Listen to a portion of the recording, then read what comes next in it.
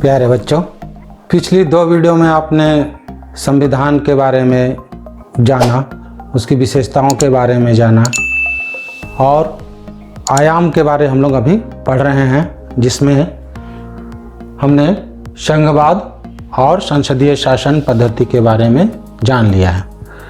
बच्चों, आज हम लोग स्वतंत्र एवं निष्पक्ष न्यायपालिका के बारे में जानेंगे।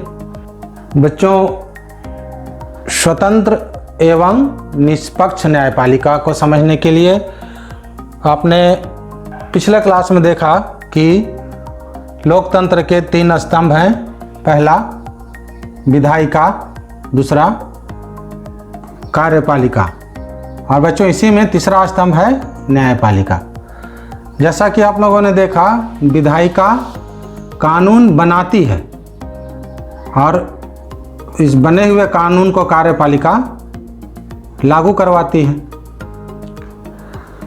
इन्हीं नियम, कानूनों और नीतियों को अगर कोई नहीं मानता है, मतलब कानूनों का उल्लंघन करता है, कोई इसका पालन नहीं करता है, तो पालन करवाने के लिए और न्याय करने के लिए तथा जो नियम का उल्लंघन करते हैं, नहीं मानते हैं, उनको सजा देने का काम न्यायपालिका करती है। तो इसी न्यायपालिका के बारे में बच्चों हम लोग समझेंगे। भारत के संविधान में स्वतंत्र एवं निष्पक्ष न्यायपालिका की व्यवस्था की गई। बच्चों 2 शब्द आता है, स्वतंत्र एवं निष्पक्ष न्यायपालिका। स्वतंत्र मतलब बाहरी शक्ति या सरकार के अन्य अंगों का हस्तक्षेप नहीं होता है। न्यायपालिका के काम में कोई बाहरी शक्ति या सरकार हस्तक्षेप नहीं कर सकती है, तो यह स्वतंत्र है। संविधान के अनुसार ही यह काम करती है, बाहरी दबाव में काम नहीं करती है। दूसरा निष्पक्ष है, मतलब किसी विशेष व्यक्ति, जैसे कहते हैं कोई, जैसे बहुत बड़े लोग कहते हैं जिसको बड़े लोग हैं, ऐसे विशेष व्यक्ति या कोई संस्थान के लिए काम नहीं करेगी। यह सभी लोगों के साथ समान कानून के अनुसार अपना काम करती है। बच्चों, न्यायपालिका की स्वतंत्रता के लिए कुछ प्रावधान किए गए हैं, मतलब हमारा न्यायपालिका स्वतंत्र रहे, इसके लिए संविधान में कुछ नियम हैं जिसको मैं बताऊंगा।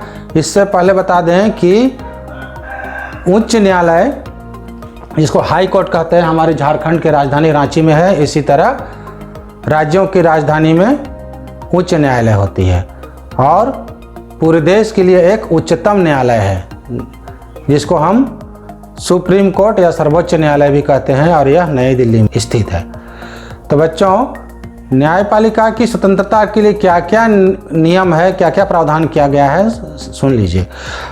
राष्ट्रपति उच्च एवं उच्चतम, मतलब हाई एवं सुप्रीम कोर्ट के न्यायालय के न्यायाधीशों की नियुक्ति तो कर सकते हैं, लेकिन उन्हें हटा नहीं सकते हैं।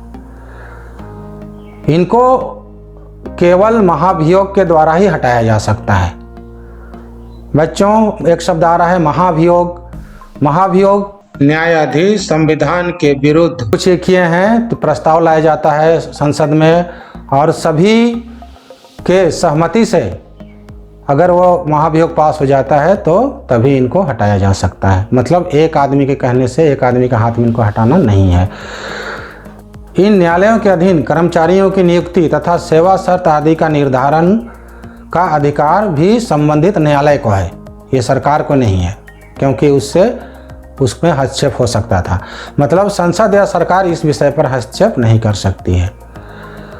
न्यायाधीश पद मुक्त होकर, जब न्यायाधीश अपने पद से हट जाएंगे तो वे सरकार के अधीन किसी भी पद को ग्रहण नहीं कर सकता और न ही अधीनस्थ न्यायालय में वकालत कर सकता है। बच्चों, जब ये अपने पद से हट जाएंगे तो फिर इनको कि कहीं भी सरकारी नौकरी करने या वकालत करने का भी अधिकार इनको नहीं दिया गया है। हालांकि इस प्रावधान पर प्रायः उल्लंघन होता रहा है। अच्छा बच्चों, इन सबों का वेतन संचित निधि से दिया जाता है। संसद इस विषय पर मतदान नहीं कर सकती है। तो हम लोगों ने देखा बच्चों कि न्यायालय क्या है और इसे स्वतंत्र बनाने के लिए कौन कौन सा प्रावधान किया गया है। अब हम आते हैं चौथी बिंदु पर, मौलिक अधिकार पर। यहाँ से बच्चों आप लोग बहुत ज़्यादा ध्यान देंगे। मौलिक अधिकार से ही आपके पुस्तक में प्रश्न भी शुरू हुआ है और मौलिक अधिकार को बहुत ध्यान से हम लोग समझेंगे। बच्चों, समाज में व्यक्ति विकास कर सके, इसके लिए उसे अधिकार दिया गया है। संविधान भी व्यक्तियों को लिखित रूप से अधिकार देता है जो उनके विकास में सहायक होता है। यह व्यक्तियों को सरकार की मनमानी और निरंकुशता से भी बचाता है। संविधान इन अधिकारों की सुरक्षा का व्यवस्था भी करता है। तो संविधान में इन अधिकारों को ही मौलिक अधिकार कहा जाता है।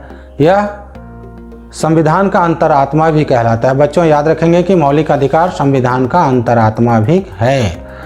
बच्चों, संविधान के भाग 3, ये भी याद रखना है बच्चों की संविधान के भाग 3 में अनुच्छेद 12 से लेकर 30 तक एवं 32 से 35 तक, ये याद रखने वाले विषय है बच्चों, में मौलिक अधिकारों का वर्णन किया गया है।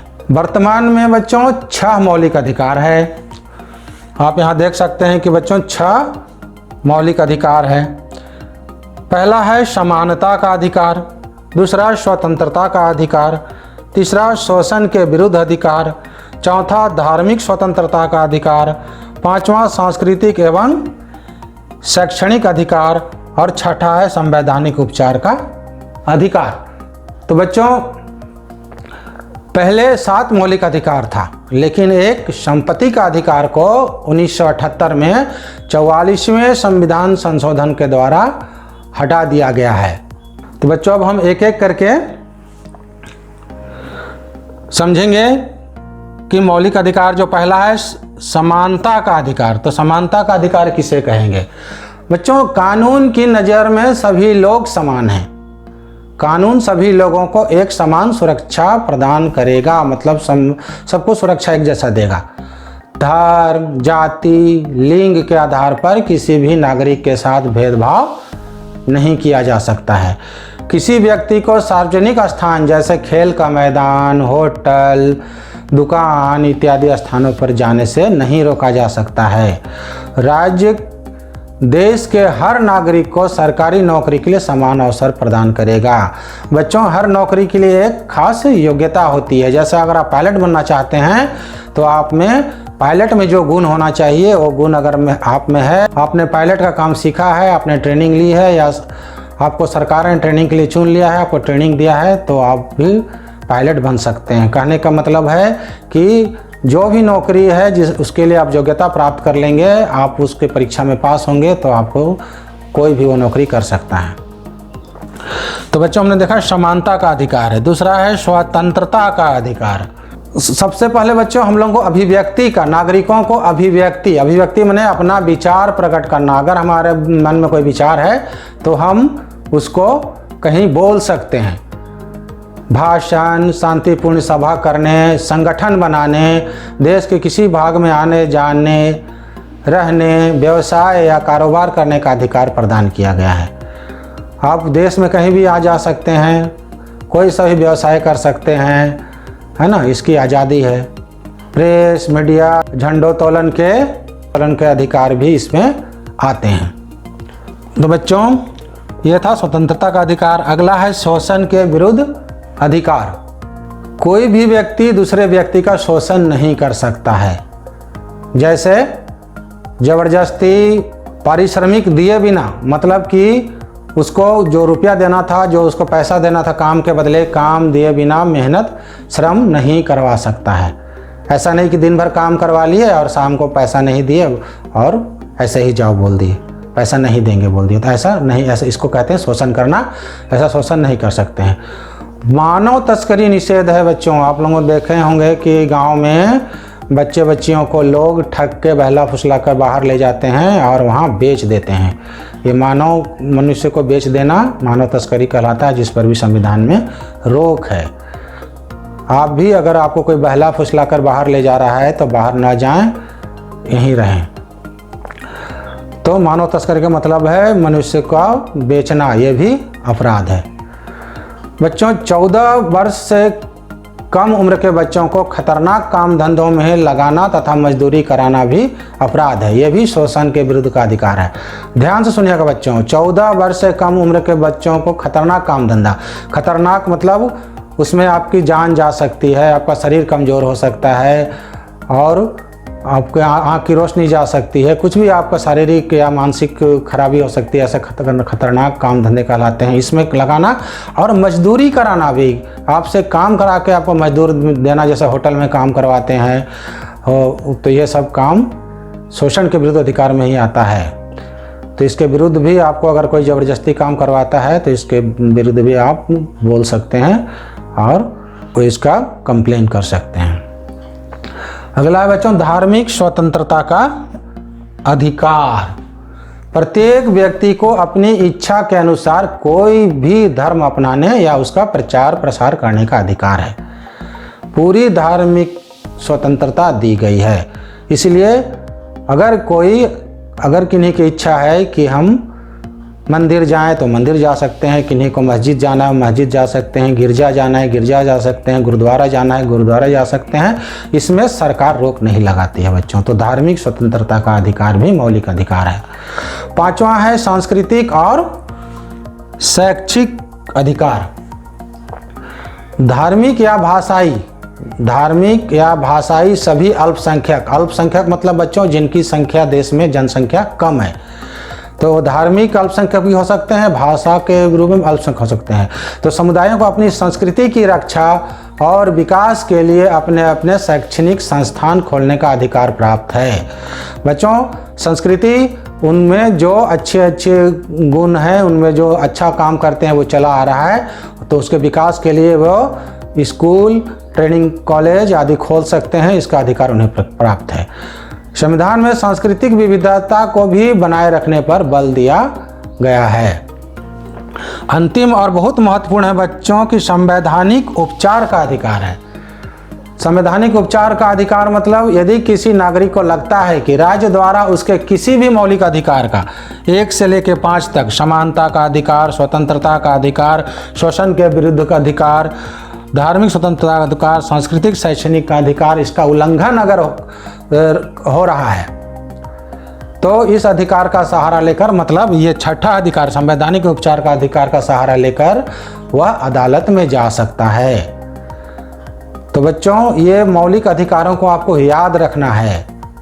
मौलिक अधिकार 6 हैं और 6 को याद रखना है। आपको इसमें प्रश्न में आपकी पुस्तक में दिया गया है कि 4 या 5 मौलिक अधिकार बताएं या 3 मौलिक अधिकार बताएं, तो क्यों ना आप लोग 6 का 6 मौलिक अधिकार बताएं। तो इसको आप याद कर लेंगे। समानता, स्वतंत्रता, शोषण के विरुद्ध, धार्मिक स्वतंत्रता, सांस्कृतिक एवं शैक्षिक का, संवैधानिक उपचार का। तो बच्चों ये हमारे मौलिक अधिकार हैं। और बच्चों अपने अपने विद्यालय में आप पोस्टर बनाएंगे, इसको सजा कर लिखेंगे 6 मौलिक अधिकार को और अपने वर्ग कक्ष में और विद्यालय में इसको टांगेंगे। ये आपका गृह कार्य हुआ कि आप अभी बना कर रखेंगे और जब विद्यालय जाएंगे तो विद्यालय में ये मौलिक अधिकारों का पोस्टर टांग देंगे ताकि सारे बच्चे जान जाएं कि उनको संविधान ने कौन कौन सा मौलिक अधिकार दिया है। तो बच्चों अब अगले क्लास में हम मौलिक कर्तव्य, धर्मनिरपेक्षता और मानवाधिकार के बारे में जानेंगे। तो बच्चों आज का क्लास यहीं समाप्त होता है। आप पुस्तक पढ़ते रहिए और कहे गए बातों को पुस्तक के माध्यम से समझिएगा। धन्यवाद बच्चों आप लोगों का।